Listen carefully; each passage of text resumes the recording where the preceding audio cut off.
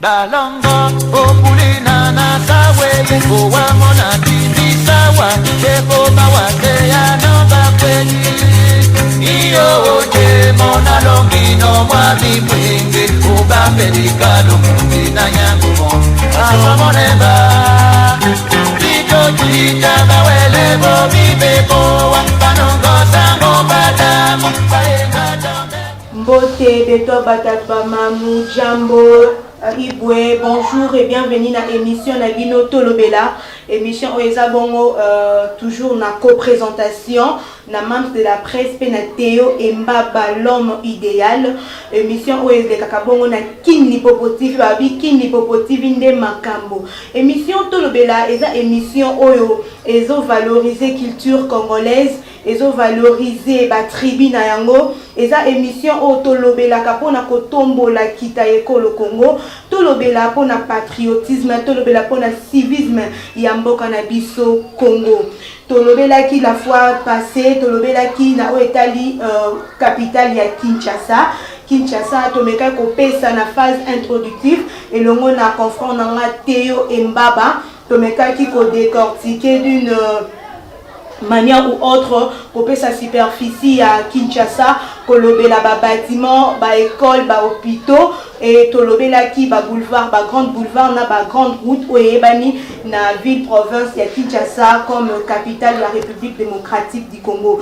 Le lot est la deuxième phase où eza suite fin, il y a édition auto bandaki nango na sujet à Kinshasa. Le lot ozolobela ba commune où ezala qui construit avant 1960, eux qui peut construire, créer ou créer après 1960. Wana na kolzang sa te koleka pona ko pesa mbote na yo un bon cadreur Jonathan Bongania et aussi je ne peux pas passer sans te saluer mon père Joël Merlino Mosoba na opportunité zo pesa biso toujours ya koza susu devant ba poste téléviseur pe na ba smartphone ya ba fan na biso ba onyoso ba linga la membre de la presse na kona koleka te pona ko pesa lisusu joyeux anniversaire à toi balobi la vraie quinoise la vraie parisienne Anne à Paris Bambo Tébélé joyeux anniversaire à toi sans plus tarder Tobandi na émission na biso Tobandi na introduction il y a deuxième partie. Bonjour Théo et Baba. Bonjour Mbote Deborah Chama. Boni oza malam. Oui, tout ça na biso malam, ça va bien. Actualité nini oza nango? Bon, actualité ils ont varié par rapport à chute il y a dollar bon, jusque là déjà le dollar va se stabiliser. Ils ont besoin petit à petit na taux initial donc 20 ils ont revenir petit à petit. Donc comme lelo na journal lelo taux eza na combien? Taux c'est quoi le problème est que l'établissement belé va ça taux na ninga na ba. Au moins na taux monsieur c'est taux l'établissement c'est taux na 17. Nous sommes à 18, mais la majorité n'a pas à 19. Maintenant, qui va goûter sous balobi, toza déjà na 15. C'est pourquoi on a dit que l'établissement est belé, on va sur le taux, ce qui varie un peu, ce qui change un peu. Merci beaucoup, na sepeli comment on les sous na plateau na yo, na plateau na biso, il y a Kin Lipopotif.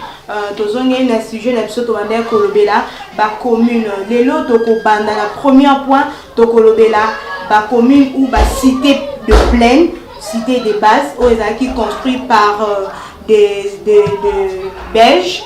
Tozana deux grandes cités où tozo lobela lelo to kolobela beaucoup plus. Tozali na la cité belé mais ça la deux grandes cités ya minene où etonga maki na objectif moko malamu pour na capitale ya RDC Kinshasa.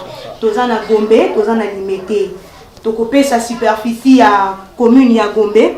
Commune ya Gombe ça commune où ils qui construit na ba norme urbanistique selon le Belge batonga ki yango eza na ba bitning au batongela ki yango premièrement to kobanda na superficie comme je viens de le dire eza na superficie ya 29,33 km². Commune ya Gombe eza limité na nord par le fleuve Congo, eza limité na sud,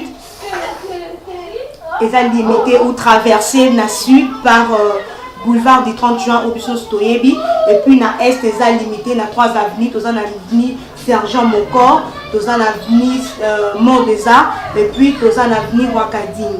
Na ouest eza limité na gare centrale la gare centrale il y a Kinshasa et la Beach Ngobina selon délimitation selon nos recherches tout ça là qui sur la commune de la Gombe. Commune de Gombe, il y a quelques quartiers, il y a un quartier dans Mouébélé, pour ne citer que cela, il y a un quartier GB, il y a un quartier Sosimat, pour ne citer que cela. Et puis, commune de Gombe, il y a un bâtiment, comme le Palais de la Nation, il y a la commune de Gombe, il y a un primature, il y a la commune de Gombe, puis il y a la BCC, Banque Centrale du Congo, il y a la commune de Gombe, et puis, le bâtiment, il y a belé. Donc, cité bâtiment privé, parce que nous avons qui manasima yangonga.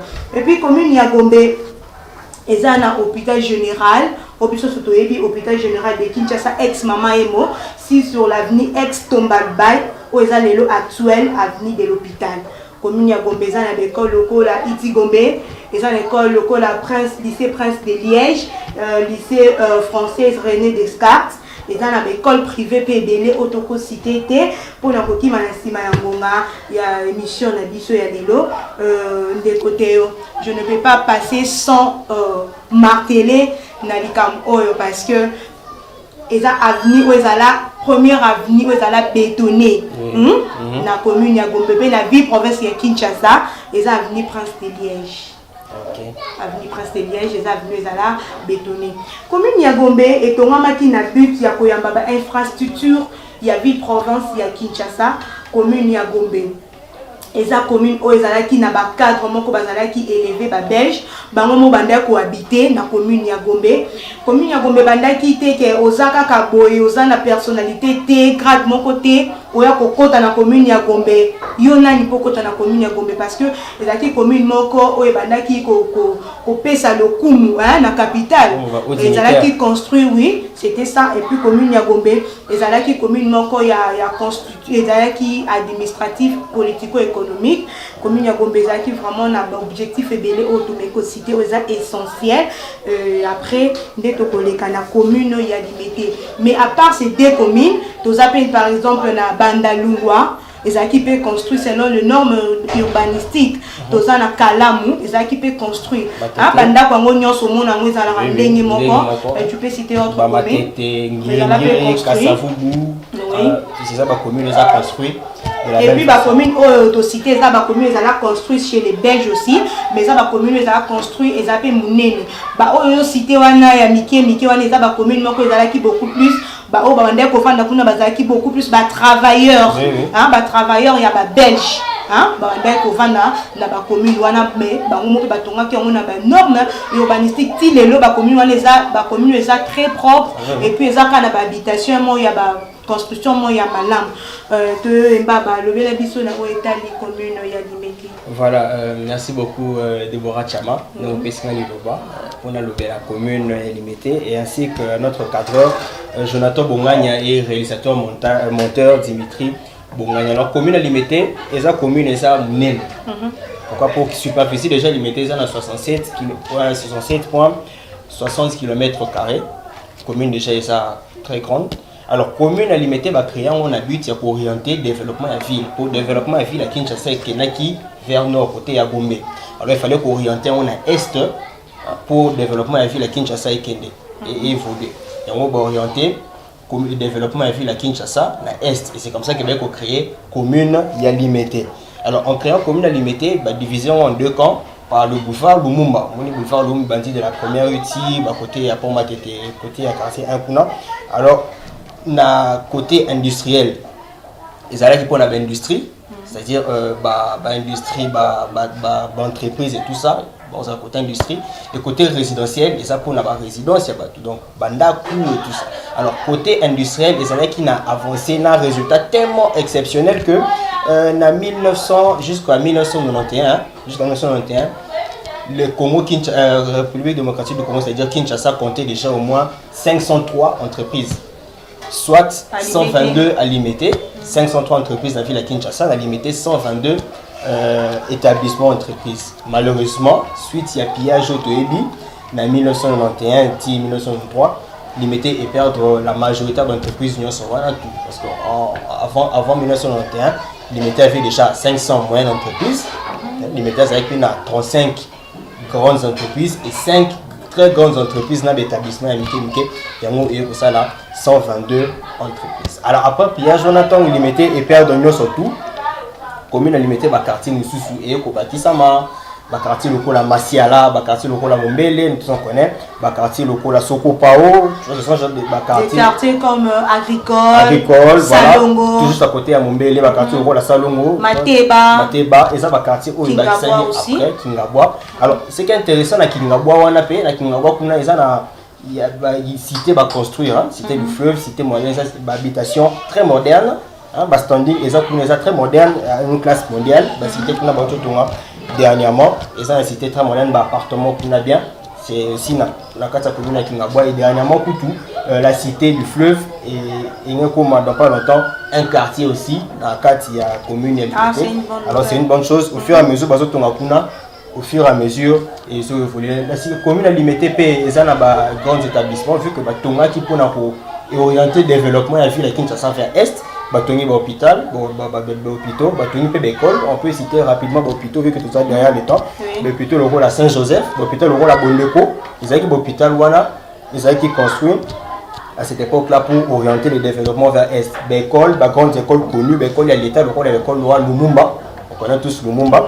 On connaît l'école le rôle à ITC Institut technique du commerce Saint-Raphaël la première oui surtout wana depuis des années Cardinal Malula et ça qui l'école voilà Saint-Dominique c'est Maman Diakeba il mettait vraiment ils en avaient école il mettait certaines écoles où vraiment il y a Kombo Makasi Bimisa grande personnalité dans la surtout tous appels à échangeurs.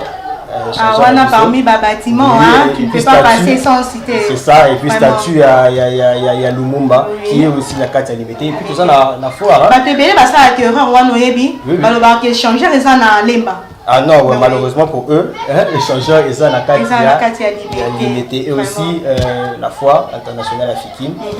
On se rappelle l'ouverture née, impact et co-créé. Donc toute la commune, on a la carte limitée. Ils sont dirigés par Eza bourgmestre monsieur Douglas Nkulu Numbi actuel bourgmestre de la commune limitée Douglas Nkulu Numbi vu que Eza échellement est la commune limitée et c'est lui maintenant l'actuel bourgmestre de la commune limitée. Parlons de la commune de Kitambo, commune ya Kitambo, bisona sotoyebi commune ya Kitambo mitoko beta li solo na oetali commune ya Kitambo. Commune ya Kitambo eza commune moko ezala déjà occupée avant Kinshasa et puis ça m'a comme ville na maboko ya explorateur Henri Monton-Stalley. Et ça a été déjà occupé par trois peuples. Nous avons le peuple Teke, le peuple Humbu et le peuple Bafungu. Ce sont les trois peuples qui déjà Bakolo Kinshasa. Bakolo Kinshasa, occupé Kinshasa mais na partie il y a Kitambo. La partie à Kitambo, on est déjà occupé ville il y a Kinshasa avant et puis ça m'a maboko ya Stanley explorateur et puis commune à Kitambo et ça n'a plus ou moins 8 quartiers tout dans le quartier Itimbiri, Kilimani, Salongo et Lisala pour ne citer que c'est là et puis commune à Kitambo et ça la superficie il y a 2,72 km². Et ça la plus petite commune où ça la 4 il y a capitale il y a Kinshasa. C'est la plus petite commune et ça cité la capitale à Kinshasa et ça peut une école pour nous citer pour aller beaucoup plus vite dans une école collège Bolingani et autres privé Pesali dans un hôpital hôpital de Kitambo et à part Rwanda tout ça un hôpital un centre dans un Kitambo tout ça na moi biloko ebele na commune ya Kitambo et ça peut na gouverneur actuel Didier Tengue, gouverneur actuel, et bourgmestre, merci beaucoup. Oui, merci beaucoup. Et parlons de la commune de Barumbu. Voilà, commune ya Barumbu, aussi le rôle de la commune Kitambo, Azana Kitambo na lingwa na Kinshasa. Barumbu, et c'est là qui considéré le rôle de la commune où l'explorateur Stanley Akuti. C'est-à-dire actuellement, vu qu'il fallait vocabulaire Barumbu na Kinshasa, Barumbu à l'époque mesurait 6,81 km², quand même grand. Et quand on voyait vocabulaire na commune à Kinshasa, la commune à 4,72 km². Barumbu, tu sais bien que Barumbu a abrité premier aéroport à Ndolo. Roi Baudouin a atterri à Ndolo, le Premier ministre Lumumba a atterri à Ndolo, Kassavou, toutes ces grandes personnalités du monde ont atterri à Ndolo, bien que l'aéroport, actuellement, ils ont la commune Yantsele, bien qu'ils ont la combo et l'aéroport Yandjili. Oui, voilà. Même chose aussi que l'aéroport Ndolo, ils ont qui à l'époque, la commune, il y a l'aéroport Ndolo, ça toujours la commune, il y a Barumbu. Marché, Mazigida et certains marchés pour les mamans. À maman, bah ça. Et aussi préciser que marché à Zando, marché central, il y a ville de Kinshasa Zando, et ça quand la commune Moko, Gombe.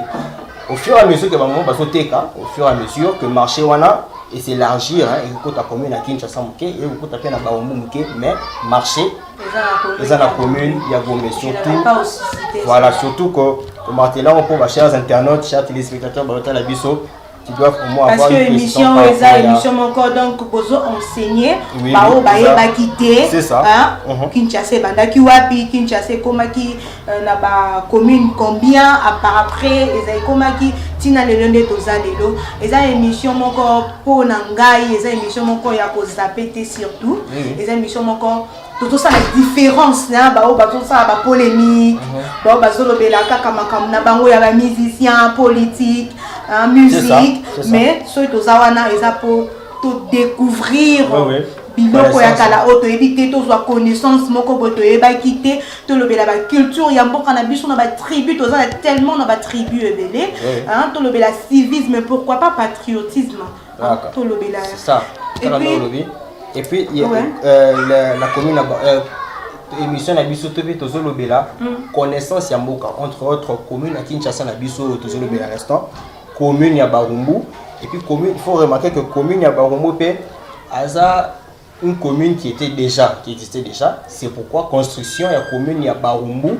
dans certains coins la construction commune ya Barumbu ils a quand même pas vraiment très. Mais est-ce que tu sais aussi que marché Zigida comme ngana olobela pe lisusu commune ya Kin marché Zigida partie Ndambu partie ya Munene eza na commune ya Kinshasa une petite partie eza na commune ya Barumbu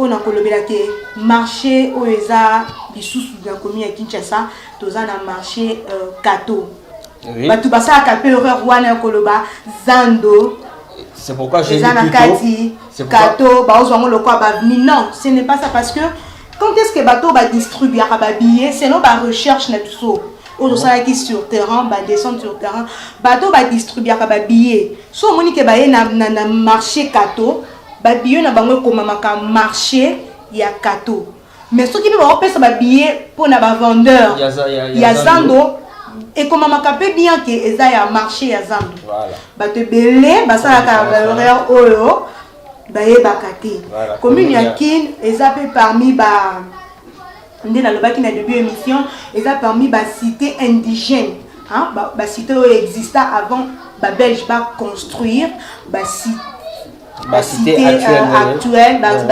non pas des cités actuelles. Avant pas construire la cité où ils ont construit par de Belges, les cités de plaine, voilà, ou des cités de base. Il y a Moanane, commune il y a Kinshasa, ils ont la superficie à 2,9 km². Habitation nango, ils ont un peu en désordre. Talaka commune, ils ont construit par le peuple noir. Moi problème il y a courant, moi problème il y a maïs, ils ont encaté. Mais commune ya Kinshasa eza commune o batu balingaka mingi ko fanda parce que commune ya Kinshasa ezo ko rapprocher biso pembeni ya ville ya Gombe pembeni ya commune ya Gombe yango moni beaucoup plus banda ko eza na commune ya Kinshasa commune ya Lingwala o eza na Kitambo eza banda ko moko eza la ka cher eza la ka cher et futa ma cher na ba par exemple toza sous la commune ba commune na son balé toza la limité na Gombe eza la commune eza les dans ba commune eza très cher en immobilier pour nos foot na commune ya Gombe ezo rapprocher biso na fleuve Congo batu balinga ko vanda mingi kuna mais il faut avoir de l'argent et puis toza la commune ya limité comme tu viens de le dire eza pe commune o batu balinga mingi ko vanda kuna parce que eza ko rapprocher biso na vers boulevard Lumumba, ouais. Au fur et à mesure, on se rapprocher dans le boulevard Lumumba. Tout l'immobilier à Banda. Ezomata. C'est pareil aussi que Goménon. Au fur et à mesure, on se rapprocher dans le fleuve. À la bordure du fleuve, ou on se rapprocher dans le boulevard du 30 juin. Tout il y a immobilier Ezomata. Beaucoup plus, je peux ajouter pour la commune limitée avant tout la commune Kinshasa. Commune limitée, si je comprends bien, et la commune qui construit pour épauler la commune Gombe. Na Italie économie parce que on attend au cité vraiment merci beaucoup na ndenge au salut penza la recherche na Italie commune limitée au cité ba usine qui construit ba usine ba plus petite ba plus grande industrie commune limitée si je comprends les a commune surtout dans quartier industriel oui et ça beaucoup plus qui basé pour la économie ya capitale de Kinshasa orienté développement pour la commune ya Kinshasa. Donc Kinshasa comme commune. Et ça a une superficie à 2,9 km². Beaucoup plus de choses là-bas. On a rapproché biso pembeni ya commune ya Gombe. Prestigieuse commune ya Gombe. Prestigieuse voilà commune ya Gombe. Commune ya Kinshasa et ça a hôpital de centre mère et enfant de Barumbu. Pourquoi Babeng Kango centre de mère et enfant de Barumbu parce que à l'époque avant bakata une partie bapé sango combo ya commune ya Kinshasa et zalaki na ensemble lango zaki commune ya Barumbu. C'est pour cela que commune ya Kinshasa pesa muke na superficie nango. Donc vu que combo ya hôpital ou ya centre ou ezalaka déjà existaka déjà centre existaka déjà yango combo etikala na kati ya commune ya Kin mais combo centre etikala centre de mère et enfant de Barumbu. Et puis, commune à Kinshasa a plus ou moins 7 quartiers. Donc, on cite quartier Mongala, Pende, Aketi et autres. Et ça fait des quartiers beaucoup plus. La construction, mon pays a bien. Et puis, ils en rappellent un peu cher. Et puis, dans une école locale à Saint-Pierre. Et surtout que Kinshasa a abrité Stade de Martyrs, on ne peut pas oublier ça aussi. On ne peut pas, vraiment, merci beaucoup. École comme l'école Yidaga Saint-Pierre, lycée Kabambar, lycée Moyakala. Lycée Kabambar, et Zana Zando, Zando Teme marché Kato, on a puis une grande partie aux commune qui n'a marché Zigida. Voilà pour commune ya Kinshasa et pour la commune à commune à Lingwal aussi, vu que y a 4 communes où Stanley a coûté avant Stanley a récupéré Kinshasa, il y a 4 communes à Lingwal aussi fait partie, commune Saint-Jean. Alors Lingwal rapidement, Lingwal a une commune très grande, dans le sens que ça a 2,9 km², c'est quand même aussi grand. Azo ko faire partie parmi la petite commune ya ville à Kinshasa. Et Lingwala ça peut na ba établissement ba grand établissement. Ex-Saint-Jean oui voilà. Parce qu'on appellation à Kalanasi le Chama. Alors ça peut na pédiatrie Kalemele ben enfant, c'est quand même grand. Ça peut na radio télévision nationale congolaise pour la vie sur il y a presse. Et le bourgmestre monsieur Moussangoudi Ngabama fait quand même un très bon travail de manière à ce que ça na palais du peuple pour abriter beaucoup d'unités pour venir débattre des problèmes très sérieux. Il y a un bâtiment. Oui, il y a un très grand bâtiment. Il y a une école, il y a une église religieuse. Alors pour accéder principalement à la commune à Lingwala, à part ce que ça a Gombe, on peut venir aussi par Triomphal, sur route de l'Université, une fois du 30 juin. Triomphal, on peut passer aussi par Willery ou Avenue de Libération, ex-24 novembre. Voilà, et ça balai, où il faut accéder très facilement à la commune. Voilà. Alors, pour l'hôpital, plutôt, il y en a plusieurs, mais pour citer rapidement, pour que tu n'aies plus le temps, pédiatrie, Kalemele, garde d'enfants, et puis je crois qu'il est le seul grand hôpital d'enfants pour la pédiatrie dans la ville province. Il y a Kinshasa, à part privé. Vraiment. Merci beaucoup de Baba. Donc, les catés sont que tu expliquer les spectateurs, les chers internautes, que la commune autocité, autolobeli, et ça la commune de base. Tout ça, la commune de Maluku, Déjà que Maluku, ça peut être un record, il y a la plus grande commune, la ville de Kinshasa. La superficie, il y a 63 km². Donc de toutes les communes réunies à la ville de Kinshasa, plus grande est Maluku, plus petite est la commune il y a Kitambo. Après Maluku, on va citer Ntsele, on va citer Ngaliema, toutes ces communes, voilà. Et ça, parmi les plus grandes communes. Il y a Kinshasa, la commune de Lemba. Oui, Lemba. Et puis la commune est Sima. Tu vois d'autres communes qui sont venues après. La commune de Bangaba, Makala, c'est Lemba. Et bon, le troisième point, pour signaler à chers internautes, à chers téléspectateurs, la commune Otozo cité après, et ça, la commune où ils allaient créer par le peuple noir, ils allaient construire, et puis ils allaient communément coupé beaucoup plus en morceaux. Tout ça, la commune où ils ont un problème d'électricité, un problème de maïs, ils ont un problème de coupé en morceaux. Ils ont la commune où juste après d'avoir la commune Oyo.